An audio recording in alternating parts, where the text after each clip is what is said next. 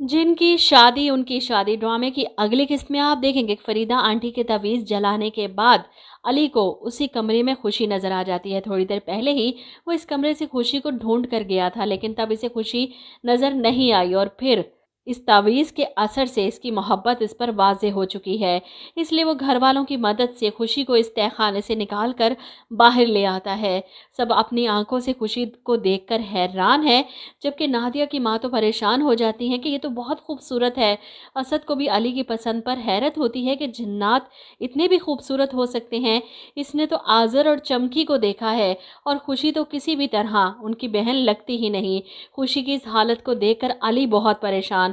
इसे किसी भी तरह करके खुशी के ऊपर से आज़र के असर को उतारना है। इसके लिए चौथी पहेली को जल्द अज जल्द हल करना ज़रूरी है। इसे अंदाज़ा हो चुका है कि आज़र और चमकी हवेली में मौजूद नहीं, वरना खुशी को ले जाने से वो ज़रूर रोकते।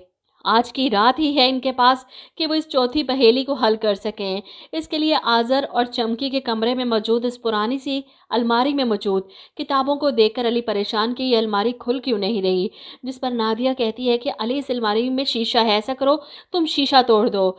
अली के हाथ में जो कुछ भी लगता है वो इस शीशे पर दे मारता है ताकि इस शीशे को तोड़ सके, इसमें से आखिरी पहेली की खोज पूरी हो सके। लेकिन मुझे नहीं लगता कि यहाँ से अली को कुछ खास मिलेगा।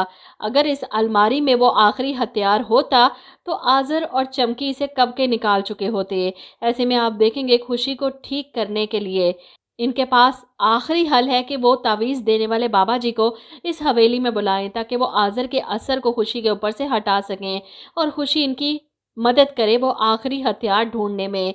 इनके बुलाने पर वो इस हवेली में आते हैं। बाबा जी के आने से पहले ही खुशी के स्टैचू पर चादर डाल दी जाती है ताकि वो इसे देख ना लें, इसे कोई नुकसान ना पहुंचे। ऐसे में असद बाबा जी को हवेली के अंदर लेकर आता है और वो इस हवेली को चारों तरफ से देख रहे हैं। इस वक्त इस हवेली में सिर्फ एक मौजूद है, लेकिन वो भी कुछ वाजे नहीं।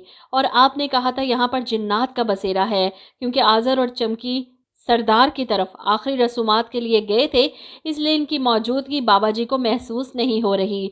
लेकिन इस हवेली में कुछ ना कुछ ज़रूर है, इस बात का इन्हें पता चल चुका है। इस तरह खामोशी से चारों तरफ देखने पर असद हैरान होकर पूछता है, आप क्या हवेली के गिर्द हसार खींच रहे हैं? लेकिन बाबा जी मुंह पर उंगली रखकर असद को खामोश करवा देते हैं और शायद वाकई कोई हसार खींच रहे हों, तभी तो आज़र और चमकी को हवेली के अंदर कुछ होता नजर नहीं आ रहा। बल्कि चमकी तो परेशान है कि आज़र खुशी मुझे नज़र नहीं आ रही कहीं, मुझे बहुत टेंशन हो रही है इसकी, हमें फौरी तौर पर हवेली पहुंचना होगा। इधर आप देखेंगे कि आखिरकार बाबा जी के सामने खुशी जाहिर हो जाती है। वो इसके ऊपर से आज़र का सख्ता हटा देते हैं और ऐसे में अली और खुशी दोनों बाबा जी के सामने इस बात का एतराफ़ करते हैं कि ये दोनों एक दूसरे से सच्ची मोहब्बत करते हैं। क्योंकि जब बाबा जी ने तावीज़ दिया था, इसके बाद ही खुशी अली के सामने ज़ाहिर हुई। इस बात से इन्हें यकीन हो गया। ऐसे में अली सवाल करता है, आप मुझे बताएं कि इंसान और एक जिन की शादी नहीं हो सकती? देखा जाए तो इस बात पर मुख्तलिफ आरा है। मेरे सब्सक्राइबर्स ने मुझे कहा था कि आप हिस्ट्री पढ़ें, कुरान के तर्जमे में लिखा है, लेकिन इस बात की तफसील में भी जाएं कि इस बात को सख्त ममनू करार दिया गया है, क्योंकि इससे शर फैल सकता है। कोई भी औरत ये कहकर अपने गुनाह को जायज़ करार दे सकती है कि ये जिन का बच्चा है, इसलिए इस चीज़ को की ममानत है। और मुझे लगता है कि इस ड्रामे में ये बाबा जी इस कॉन्सेप्ट को बहुत अच्छे से क्लियर करेंगे। लेकिन इनके यूं हवेली में आने के बाद और इन लोगों की मदद करने के बाद आज़र इनका दुश्मन बन सकता है। मुझे नहीं लगता कि वो इन्हें ज़िंदा छोड़ेगा। तभी तो इनके होने के बावजूद भी अगली कुछ एक साथ में हमें आज़र को हावी होते दिखाया जाएगा इन घर वालों पर। जैसे एक सीन में आज़र ने असद और ज़ारा को गर्दन से दबोच कर ज़मीन से ऊपर उठा रखा है, या एक सीन में इसने सब घर वालों को जंजीरों से बांध रखा है।